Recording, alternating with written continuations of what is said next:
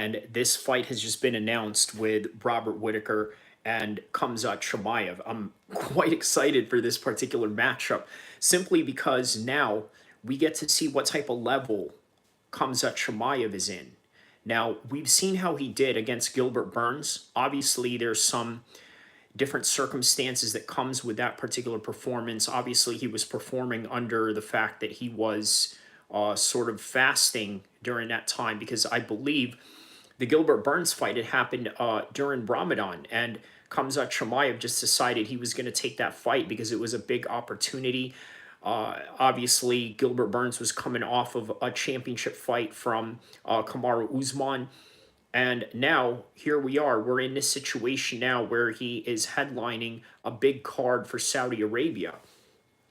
And what's significant about this, obviously, the Saudis have been trying to get into the UFC. Now they're doing a very good job with boxing.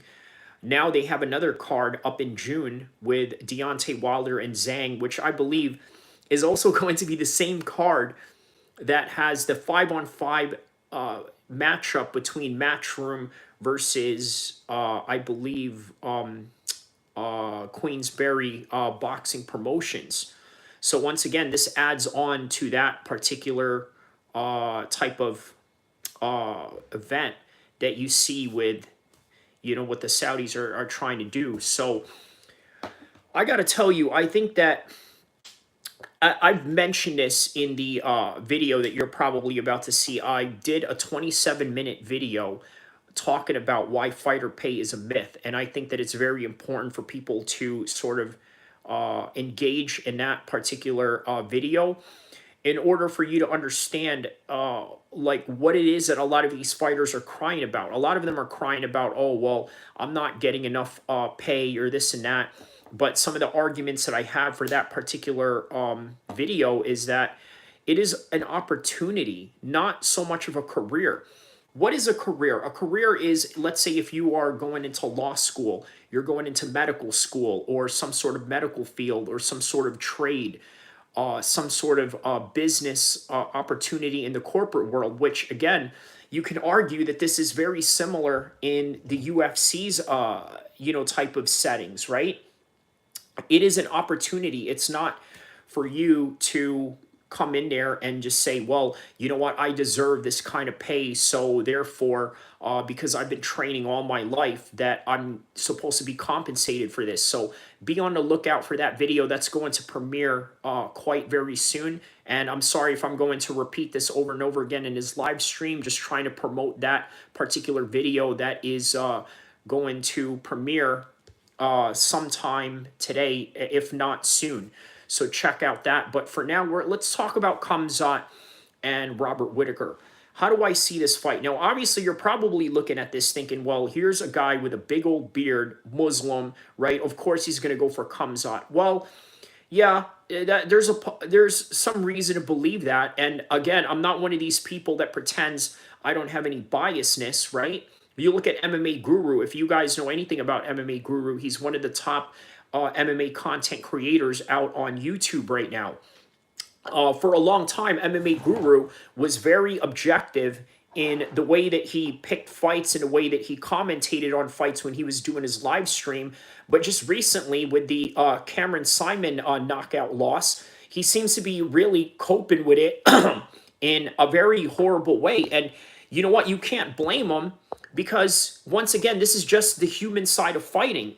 There's a lot of guys that I've trained with that when I watch them fight, whether they win or they lose, I feel a certain emotion out of it, right? If your friend who's a fighter wins, oh my goodness, it's one of the greatest moments ever for yourself and for that person. And the same thing for yourself. If you win a fight, it's the greatest moment for you and the people that support you.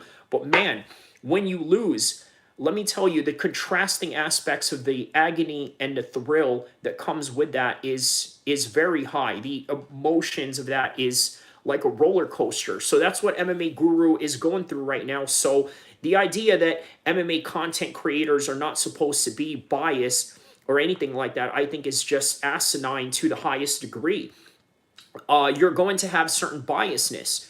But in this particular fight with Khamzat and Robert Whitaker, Yeah, you can toss it up as biasness, but this is why I have two different ways of how I'm going to look at this fight.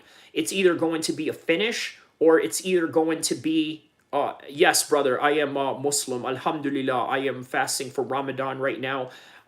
Your name is BL blah blah blah. Okay, blah blah. Yes, I'm a Muslim. Yes, are you? And if you are, let me know if you are fasting for Ramadan, and let me know how that's going for you. Also, type in which region of the world you are from, and how you are fasting. Where do I live? I live in California, West Side, California. Yeah. Where do you guys live? Let me know on the comment section below. So yeah, I really think that Khamzat Chimaev has a good chance in this fight, but it's going to go either two ways, either by a strong finish in the same similar fashion that you saw Dricus du Plessis take out Robert Whitaker, or you might see Khamzat Chimaev struggle in this fight and may have to really fight for everything tooth and nail to get this win by a decision in the same way that he had to against Gilbert Burns. But like I said in the beginning of the stream, I had previously mentioned that perhaps the reason why he had such a hard time with Gilbert Burns is because he was fasting during that time. And for anybody that knows anything about fasting during Ramadan, it's very difficult. It's a very difficult endeavor to face, right? Especially if you have a fight going on or you have a sporting event going on. It's very difficult. Just like with what's his name, Kyrie Irving right now, the NBA basketball player. He seems to be doing really good in terms of his stats, right? Going up during Ramadan. So once again, it varies with different athlete to athlete how they deal with Ramadan while competing. Obviously, Khabib said that he will never compete during Ramadan. Islam Makhachev said he will never compete during Ramadan. But Khamzat Chimaev, on the other hand, has competed during Ramadan and has said that he will never do it again. Now, maybe there's some reasoning behind that, but even with Muhammad Ali, I believe that he never fought during Ramadan, but Muhammad Ali has had training camps while he was in Ramadan. But he did it in a different way. I'll tell you how I train during Ramadan, right? So if I'm going to train during Ramadan, I would usually wait just right around maybe the 1 hour or 2 hour mark before I could break my fast in the evening, right? That's how I would do it. How Muhammad Ali trained during Ramadan was that he would train at night after he ate during the day. For me, it's not the way that I like to do it. I like to just get it out of the way simply because Ramadan is more than just starving yourself all throughout the day, right? There's a prayer component that comes with Ramadan, and you have to pray at night. And so if you're praying at night during Ramadan, well, then you don't have any other options other than brother, answer my question, please. What is your question? Yes, I am a Muslim. That's why I'm talking about fasting during Ramadan. So please let me know if you're hearing this volume right now. If not, let me check and see and make sure if you are hearing the volume right, because I don't know if you are asking me this because you can't hear me or this and that. Let's just hear me or this and that. Okay, you just hear me or this and that. Okay, so all right, so we are on live and popping. Okay, so you can definitely hear me. Yes, brother, to answer your question, blah blah blah. Interesting screen name you have there. Yes, I am Muslim. I am fasting for Ramadan, and I'm also talking about how I would train for Ramadan as opposed to how other Muslim athletes would train for Ramadan. Why do you live in a kafir country? Well, there's Muslims around the world, right? And I understand what you mean by living in a disbelieving country and this and that. And you are where you are, and sometimes that's just not something that you can help. There are Muslims around the world, both in Muslim and non-Muslim countries. So I don't know how to really answer your question. I mean, do you expect me to just get up and leave and then just go elsewhere or this and that? I don't know how to really answer your question in that particular instance, but thank you for your engagement, and don't forget to like and subscribe. Either way, thank you for asking me a question. So let's move on to the topic at hand with Khamzat Chimaev and Robert Whitaker. So with Robert Whitaker, I think that he's sort of in a decline to his career, and let me explain why. Now, obviously, it doesn't look like that when he had fought Robert Whitaker, right? When he fought Robert Whitaker, he looked really great, but at the same time, Robert Whitaker is not really at the top of his game either. Now, what we have going on here with Robert Whitaker is a declining fighter. Who are you picking? Devin Cartwright asks. Devin Cartwright, I'm picking Khamzat Chimaev. And the reason why I'm picking Khamzat Chimaev, obviously, it's not just because I'm Muslim with a big beard like him, right? And not only that, I happen to know his brother. I'm a social media friend of his brother, Arthur Chimaev. So, yes, I'm going to have a little bit of some biasness in that, but I just think that Khamzat Chimaev is on an upward trajectory of his career, whereas Robert Whitaker is on a downward trajectory of his career. And that's just the way that it is. Robert Whitaker has had plenty of wars in his career, spanning back from Robert Whitaker taking on Yoel Romero, and recently the war that he had with Paulo Costa.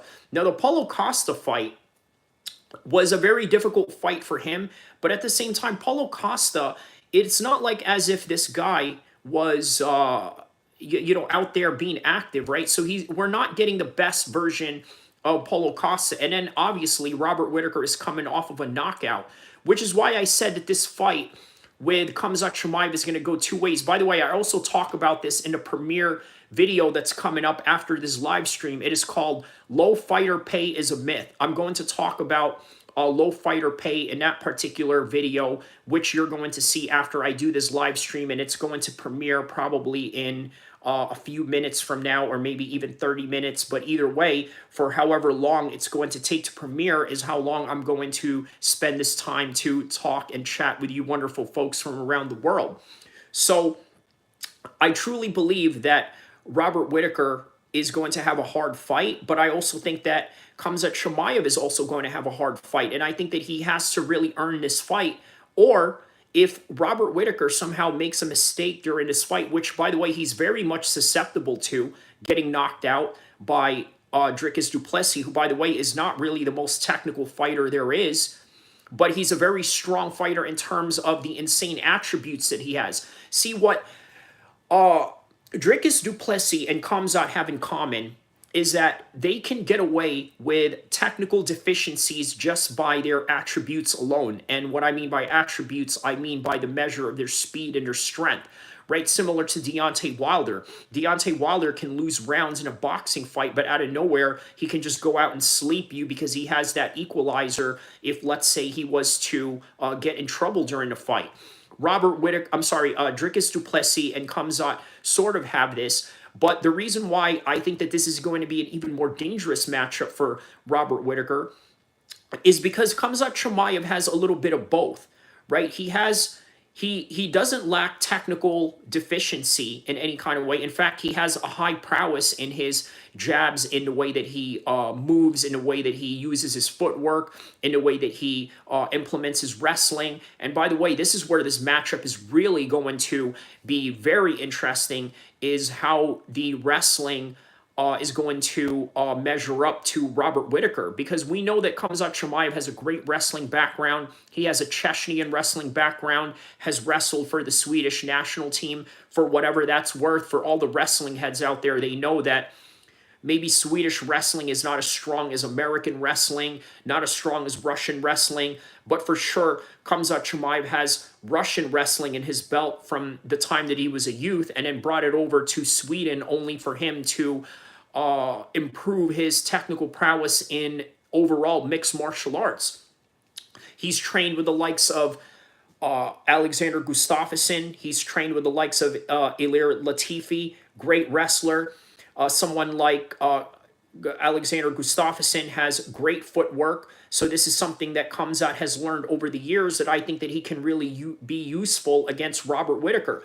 Now, Robert Whitaker has a great footwork as well, right? He has a great darting in and out movement, which I think will really present a lot of problems for Khamzat. What's your thoughts on Khamzat kind of gassing against Usman, and do you think his cardio is going to be a little bit better in this fight? I think that his cardio will definitely be a lot better in this fight, and I'm going to tell you why, right? When he fought Usman, you have to understand something. Usman is not a joke, right? Now, I understand that Usman was coming in there as an underdog. Surprisingly, he was an underdog of that fight, but I don't know why. Because as much as I love Khamzat and I'm a huge fan of his and I want to see him do good, that entire fight made me nervous because I just know how dangerous Usman is. I'm also an Usman fan as well, so it was almost like I really didn't have any stake in that fight, but I wanted Khamzat to win because I knew that he was on the upward of his trajectory in his career. And on top of that, here's something you have to understand, right? People were expecting Khamzat to dominate Usman. Why? They were expecting him to dominate Usman simply because of the downward trajectory that Usman was coming from. But let's analyze that quote unquote downward trajectory. Now, when he fought Leon Edwards, he was dominating Leon Edwards in the second fight. He won the first fight when they were just both contenders coming up in the prelims and whatnot. And in the second fight at Utah, Usman was dominating up until he made that one mistake. And then in the third fight that they fought in London, Usman, you could argue, sort of won that fight too, or it was a very close fight. So he's right up there. So this idea that Khamzat was just going to go in there and smoke him, I think a lot of people were really expecting a little too much, especially if you're a Khamzat supporter. We also have to respect the fact that Usman is still in his prime shape, even though he's lost to Leon Edwards with that one head kick knockout. But if you judge him based on that last fight, it didn't surprise me, the last fight that he did with Leon Edwards before he came in there. Now, Devin, to really give an objective take to your question, you also got to consider, right, Usman was coming off of the couch. So as a result, you got to think to yourself, wow, okay, you're coming off of the couch, and this is how you look against a killer like Khamzat. Now, is that more kudos to Khamzat, or is that more kudos to Kamaru Usman for being able to perform like that with such undesirable circumstances? Now, that is the question and debate that you have to have with yourself to really analyze that, because, again, those two things can go both ways. So in this particular matchup with Robert Whitaker, I don't think that he's going to gas out, but I think you may see him really fight methodically and very careful in his approach towards this fight. And I wouldn't expect anything less from him in terms of Robert Whitaker. So that right there, I think, is something that you should look out for. By the way, guys, don't forget, I have a video premiere coming up after I'm going to do this live stream. It is called Low Fighter Pay is a Myth, and here's why. I go into 27 minutes of a conversation. Wasn't it like 3 weeks notice? So 11 days? Yeah, you could say that was no, less than. So we're talking about 11 days, right? Because, yeah, that's way less than 3 weeks notice. So that makes it even more impressive for Kamaru Usman, don't you think? You know, to be objectively speaking. But I was saying, after this live, I have a video that's going to premiere. It's called Low Fighter Pay is a Myth, and here's why. And I talk about it for 27 minutes. And by the way, a lot of fighters, I'm going to tell you guys, because I'm friends with a lot of fighters out here in Sacramento. I've trained with the likes of Uriah Faber, TJ Dillashaw, Chad Mendez, all the Team Alpha Male guys, Andre Feely, Idris Wasi, by the way, who's a BKFC fighter, is a good friend of mine. He's going to be fighting in the BKFC card in the weekend of UFC 300. So he's going to be fighting some guy named Jackson. I urge you guys to take a look at that fight for BKFC. Hey, and it's going to be an Eid weekend. So, and then on top of that, it's a UFC 300 weekend. So check out that fight. But also check out my video that's going to come up, Low Fighter Pay is a Myth. And a lot of fighters are going to be very upset at me for talking about that. Because, as you guys know, there is a class action lawsuit that just recently happened, right, with the UFC. And obviously, the UFC paid a settlement of $350 million. So as a result, all these actions that they were looking to accomplish, such as getting the Ali Act going, or let's say maybe getting more fighter pay or this and that, I think was, I mean, look, here's something you got to understand with the, and I'm going to go into details about this in a video, but let me just briefly talk about this, right? There is a certain budget that the UFC has to have. And by the way, the reason why we're seeing all these great fights on a weekly basis that we are getting is simply because of the budget of the UFC. They're not paying these fighters an insane amount of money the way that the PFL is paying, let's say, Francis Ngannou. By the way, that Francis Ngannou PFL deal, I got to be honest with you in my most objective take on it. I think that the PFL is getting the short end of that stick. And let me tell you why. For one, they're paying Francis way too much money for him to go out boxing. And then I think that he's heavily damaged from the Anthony Joshua fight. And now he wants to go in the summer, fight in the cage against Renan Ferreira, the guy who just knocked out Ryan Bader. And you got to think to yourself, how is that going to work out for him? Right? And then how is that going to work out for the investment of the PFL? Paying Francis Ngannou that insane amount of money only for him to get knocked out by Anthony Joshua, and then in the process really affect his effectiveness in his MMA game. So you look at the UFC, I think in the long term, you may appreciate as a fan. And here's something you have to understand. You have to look at this fighter pay aspect with two different lenses, right? For one, if you're a fan, I'm sorry to say, this is going to sound really harsh, but you would want these fighters to have the lowest pay possible. Because I'm going to tell you why. If you're really a fan of the sport, you don't want these fighters to make a ton of money to where they're just going to ride off into the sunset, and then you're not going to get the fights that you've been looking for. On the other end of that, being that I've trained with some of the best fighters in the world, I have friends that are fighters and this and that.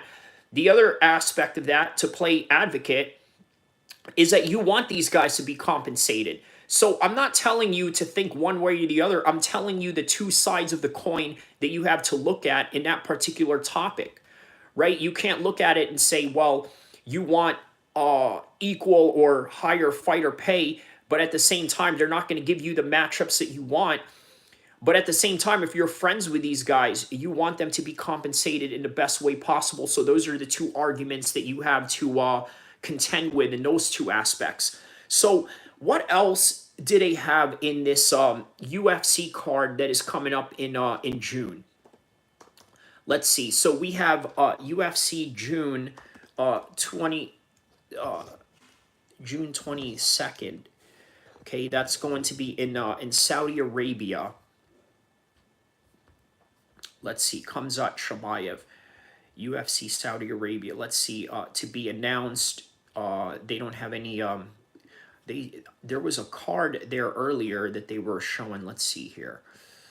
ABC News has it on a breaking news. MMA fighting. I believe this is going to be on ABC to some point. So let us see here. Okay, so I pulled up the card right here. Okay, so this is what we have for that particular card, right? We have Robert Whitaker, Khamzat Chimaev, Sergey Pavlovich taking on Alexander Volkov. Then you have Kelvin Gastelum taking on Daniel Rodriguez, Southern California's own Daniel Rodriguez. This is going to be an interesting brown-on-brown crime. Then you got Johnny Walker taking on Volkan Oezdemir. And how about this? Shara the Bullet Magomedov taking on Ihor Potiereira, the Brazilian fighter at 185. So that is the card. And this is going to be featured in the ABC card. So now that I did a breakdown of Khamzat Chimaev and Robert Whitaker, and then I was talking about the fighter pay video that is coming out soon. By the way, guys, don't forget to like and subscribe. Thank you for all those that are supporting me right now and showing support to the channel. Yes, please be on the lookout for my video that's coming up. Low fighter pay is a myth, and that is going to premiere probably in the next few minutes or so. But in the meantime, I'm going to sit here and chat it up with you folks and talk some MMA and this upcoming card with Saudi Arabia. If you want to take a look at also some of my predictions and some of my previews that I have for the upcoming fights, I urge you to take a look at my video that I made on the live section of my channel. It is called Countdown to UFC 300. I basically broke down all the fights that was happening from the time of Tai Tuivasa to Myson Tybura all the way to UFC 300, right? So I have the predictions that are coming up for that fight, and what we're going to talk about right now, after I just obviously broke down the Robert Whitaker fight, is the other fights that are in that card. So first off, Sergey Pavlovich and Alexander Volkov. That's going to be a great fight because Sergey Pavlovich is one of those guys that is a fast starter, and he's a strong fast starter, right? So don't be surprised if you see an early knockout in this one. I would not be surprised if Sergey Pavlovich ends up knocking Alexander Volkov in this. Now, obviously, my prediction and my particular preview for this fight may change as the dates go on and as the months and weeks go on. But I really see Sergey for now knocking out Alexander Volkov in that fight. With Kelvin Gastelum and Daniel Rodriguez, I really see Kelvin Gastelum taking Daniel Rodriguez down, out-wrestling him, out-grinding him. Daniel Rodriguez is great on his feet. So is Kelvin Gastelum, but I just think Kelvin Gastelum is the much more well-rounded fighter. But then again, we also have to ask how much does he have left in his tank, right? There is an aspect of aging that you have to take into consideration. Now, Johnny Walker and Volkan Ozdemir. Now, that's an interesting fight, okay? Simply because Johnny Walker is sort of a 50-50 fighter, not by the sense of a record, but by the sense of his performance and how he comes out in his fights, right? Sometimes he comes out cold, sometimes he comes out really hot. But I think him training with John Kavanagh, and by the way, John Kavanagh I had mentioned on the Low Fighter Pay is a Myth video, by the way. One of the aspects that I had mentioned about John Kavanagh was that he has this amateur system that he has going on in Ireland, which I think is really conducive for a lot of guys who are trying to get into the pros, but also conducive for people that don't want to deal with the promotion aspect of being a pro fighter, having to go out there and trash talk or make content or somehow make a storyline in order to promote your career. So I thought that's an interesting aspect of that video that you guys should see later on, right after this live stream. But with that, I think with Johnny Walker, he is a wild bull, right? And sometimes when you are that type of fighter, it is important for you to sort of hone down your weapons and be able to attack in a strategic manner. And who better than John Kavanagh, a guy who, by the way, had graduated from Boston Dynamics. Basically, he was a robotic engineer, right? So you have to imagine the intellectual prowess of a coach like that and the strategy that he's going to implement against Johnny Walker. Now, with Volkan Ozdemir, this is a guy that can literally knock you out at any time, right? He has serious knockout power. But of some recent times, you don't really see that a lot with Volkan Ozdemir, maybe because sometimes he sort of hesitates in the way that he approaches his punches or becomes a little bit more methodical. So this fight can become a very technical affair between Volkan Ozdemir and Johnny Walker. So those are some of the expectations that I can, get and gather out of that. Now, with Shara Magomedov taking on Ihor Potera. Now, I don't know much about this guy. Let's take a look at his record, right? But what I can tell you about Shara Putin is that for a Dagestani, he is really comfortable off of fighting in his back. And why I think that's significant is because I don't know how much takedown prowess he has going on. I'm sure he has a lot of it. But at the same time, you didn't see that in his debut fight. What you saw in his debut fight was he got taken down. But after he got taken down, he was literally fighting in a way where he was sort of hitting, using the elbows from the bottom, sort of like Tony Ferguson-esque type of deal, right? I think that a fighter like that can be very dangerous if he happens to start implementing. Oh, by the way, I'm sorry. This guy he's fighting, he's not a Brazilian. He's actually a Ukrainian. I don't know why I thought he was a Brazilian. The last name Potieira sounds like a Portuguese name, but nonetheless, he's Ukrainian. 21-5 is his record. He is nicknamed the Duelist, and he is currently coming off of a win against Robert Bierschek, which was at a UFC fight night back in, when was this fight night? This was during the Hermanson and Pfeiffer card, which was, yeah, back not too long ago. So he won that one by a decision, and then before that he lost it by ground and pound against Rodolfo Biello.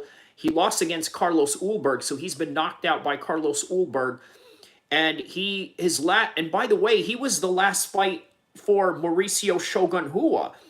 Okay, so now I remember who this guy is. Yes, this is